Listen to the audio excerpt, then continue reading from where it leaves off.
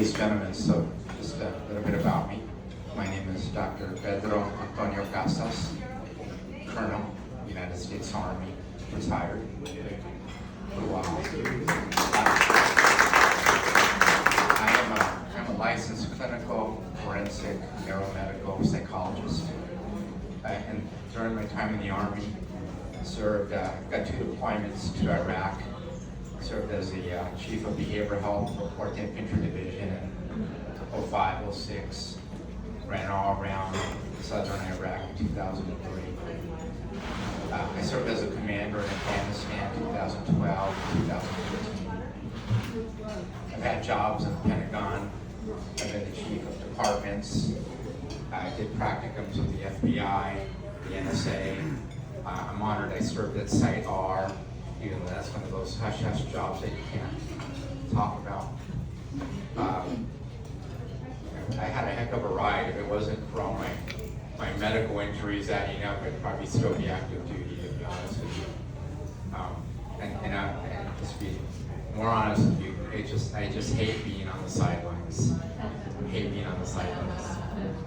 So, as I begin this, I always give thanks to Christ for everything He's given me. I give thanks to my parents for legally immigrating to the United States. I give thanks to the country because I never would have had these opportunities in Mexico had my parents stayed there. And I give thanks to the Army for one heck of a ride. Absolutely. I never in a million years did I think I'd retire as a colonel. So from orange picker growing up in Baldwin Park to retired colonel, that is a ride. So what's my agenda in running for Congress? So very simply put, is to bring back Catholic and Christian values back to Washington, D.C. It's literally that simple. When I think of the tomfoolery by Mr. Swalwell, by Mr. Gonzalez out of Texas, by Ms. McCormick out of Florida, they all lack leadership, they all lack integrity, they all lack dignity. And frankly, I'd be shocked if at least one of those people that I mentioned isn't facing criminal charges in the near future. So we need to bring Catholic Christian values back to Washington, D.C. What are the local issues? Where I grew up in Baldwin Park, immigration is a major issue. I think Democrats have handled it poorly, and I can go in detail, but I don't have the time. Democrats have handled this poorly for decades and decades. They've really put the presidents back against the wall. But what I would say to any Democrat is the story of Jocelyn and Gary walking home at age 12 from school. 2 savages that Kamala Harris and Joe Biden let in. They kidnap her, they beat her up, and they rape her for 2 hours before they kill her. That's wrong. And Kamala Harris nor Joe Biden, if he remembers anything, they should be ashamed of themselves. Instead, not one Democrat on the Hill has the integrity to say that was wrong and should never have occurred. That's what we need to fix. Obviously, the hidden agenda for Democrats is they want all these people to stay so that they can vote. That is their agenda. Election interference. And that can never happen. Let's talk about another local issue, education, where I grew up in Baldwin Park. In one word, pathetic. And they've done this for decade after decade after decade. If I have my way, we'll start to change that, and we'll have a JROTC program at every single high school. Right now, the amount of kids who come out of high school and join the military is less than 2%. It's actually less than 1% right now. That should never happen. We should be up in the ideally, in Dr. Casas' world, we should be close to 100%, even if it's for a one-term enlistment.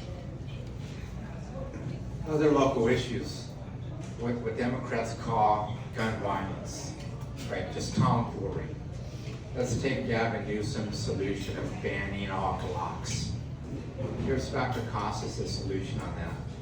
Number one, we know these Glock switches are made in China. So if he had the maturity, and if he didn't hate the president so much, he should call President Trump and say, sir, I've got this issue. You're going to meet with the Chinese in a month, and you tell them to stop this. And if not, give them consequences. Right? Sanction them. Give them consequences. That's part one. Part two, they ship these things either in plane or by ship. We let our Homeland Security know, probably the Coast Guard will find them. We find them on your ship is impounded, and it'll cost you a mere $100 million to get your ship back. And number three, for any bad person who is doing bad things with a Glock, with a switch, it's an automatic 20-year enhancement to whatever you're convicted of. So these people will stay locked up for an additional 20 years for whatever they were doing wrong in the first place. If you do that, you actually bring down violence, you bring down crime, you hold people accountable, instead of making legal gun owners criminals. Let's talk about a big picture issue. Let's talk about Iran.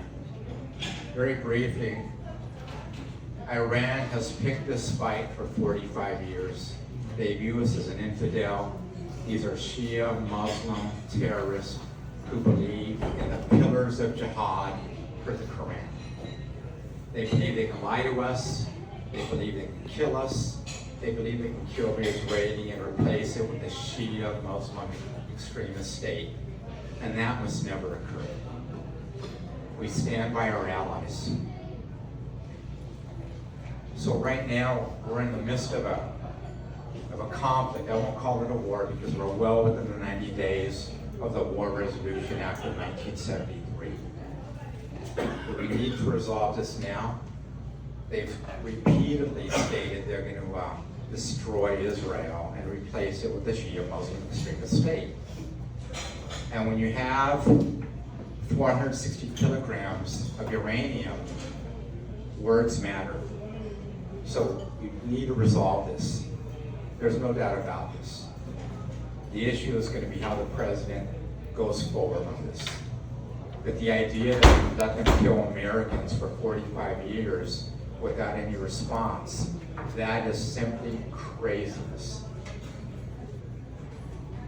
So those are some of the major issues. I'm sorry, man. Oh, am I done? Oh, you want to kick me to the curb now?